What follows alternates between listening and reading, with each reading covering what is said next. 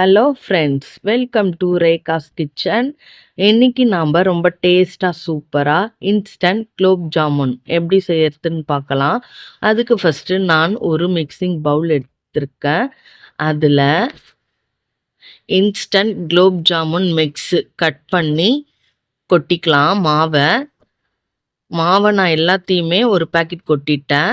அரை டம்ளர் காய்ச்சி ஆற வச்ச பால் எடுத்திருக்கேன். அந்த பாலை நம்ம ஊற்றி நல்லா மாவை பிசைஞ்சிக்கலாம். கொஞ்சம் கொஞ்சமாக பாலை ஊற்றி நம்ம மாவை நல்லா ஸ்மூத்தாக கட்டிகள் இல்லாத அழகாக பிசைஞ்சிக்கணுங்க. நல்லா சாஃப்டாக சூப்பராக பிசைஞ்சு எடுத்து வச்சுக்கணும். இந்த அளவுக்கு நல்லா அழுத்தம் கொடுத்து பிசையுங்க. அப்போ தான் நல்லா சாஃப்டாக வரும் குலோப் ஜாமுன். இப்போ நான் நல்லா சாஃப்டாக பிசைஞ்சு எடுத்து வச்சுட்டேன். இப்போ அடுப்பில் பேன் வச்சுருக்கேன். நான் அந்த மெஷர்மெண்ட் கப்பால் 3 கப் அளவு சர்க்கரை போட்டுக்கிறேங்க. அளவு பார்த்தீங்கன்னா 250 ml. இப்போ அதே கப்பால் 4 கப் அளவு தண்ணி ஊற்றிக்க போகிறேங்க. தண்ணி ஊற்றி நம்ம நல்லா சர்க்கரை கரையிற வரைக்கும் நம்ம கலந்துக்கிட்டே இருக்கலாம். நல்லா கலந்துட்டு இங்கே பாருங்கள், சர்க்கரையும் கரைஞ்சி கொதிக்க ஆரம்பிச்சிடுச்சு. இப்போ 1/4 டீஸ்பூன் உப்பு, ஏலக்காய் 3 தட்டி போட்டிருக்காங்க. போட்டு நம்ம நல்லா கொதிக்க விடணும். பாகுப்பதம் தேவையில்லைங்க, நல்லா கொதிக்க விட்டால் போதும். இப்போ 1/2 லெமனை 3 ட்ராப்ஸ் மட்டும் நம்ம விட்டுக்கலாம். அப்போ தான் சர்க்கரை தண்ணி கொஞ்சம் கெட்டி ஆகாமல் இருக்கும். இப்போ சர்க்கரை தண்ணி ரெடியாக இருக்குங்க. நம்ம எடுத்து வச்சிடலாம். இப்போ வானல் அடுப்பில் வச்சுட்டு தேவையான அளவு பொரிக்கிறதுக்கு எண்ணெய் ஊற்றி நம்ம காய வச்சுக்கலாங்க. லோ ஃப்ளேமில் வைங்க. இப்போ நம்ம நல்லா மாவை பிசைஞ்சிட்டு சின்ன பால்ஸாக இந்த மாதிரி கொஞ்சமாக எடுத்து நம்ம உருட்டிக்கலாம். நல்லா அழுத்தம் கொடுத்து உருட்டுங்க. கிராக்கு வெடிப்பு எதுவுமே இருக்கக்கூடாது. நல்லா ஸ்மூத்தாக சூப்பராக உருட்டி கிராக் இல்லாத நம்ம ஒரு பிளேட்டில் எடுத்து வச்சுக்கலாம்.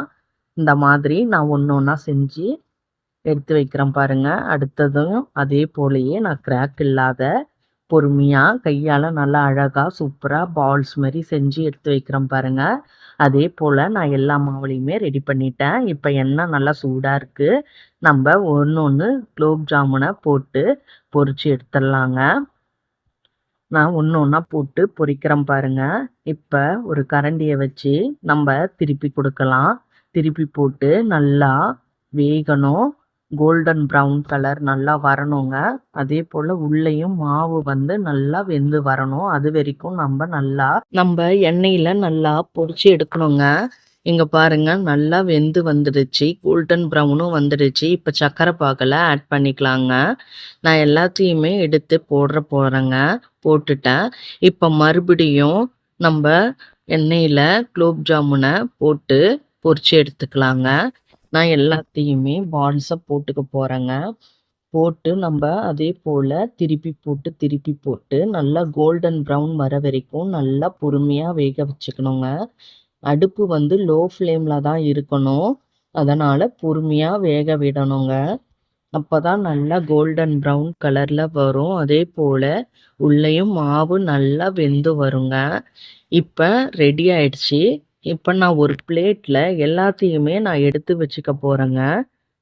நான் எண்ணெயிலேருந்து எல்லாத்தையுமே பிளேட்டில் எடுத்து வச்சுக்கிட்டேங்க. இப்போ நாம் சர்க்கரை பாகில் நம்ம எல்லா ஜாமுனையும் போட்டுடலாம். போட்டு நல்லா சர்க்கரை பாகில் முழுகிற அளவுக்கு கரண்டியை வச்சு நல்லா கிண்டி கொடுக்கலாங்க. கிண்டி கொடுத்து ஒரு 1/2 hour இல்லை 1 hour நல்லா ஊற விட்டுடலாம். ஊறினதுக்கப்புறம் நான் எடுத்து காட்டுறேன் பாருங்கள். எவ்வளோ சூப்பராக நல்லா சாஃப்டாக சூப்பராக வந்திருக்குங்க ஜாமுன்னு. சூப்பராக இருக்குங்க. நீங்களும் இதே போல் உங்கள் வீட்டில் ட்ரை பண்ணுங்கள். இந்த வீடியோ உங்களுக்கு பிடிச்சிருந்தா லைக் பண்ணுங்கள், ஷேர் பண்ணுங்கள், கமெண்ட் பண்ணுங்கள். மறக்காமல் நம்ம சேனலை சப்ஸ்கிரைப் பண்ணுங்கள். தேங்க்யூ ஃபார் வாட்சிங்.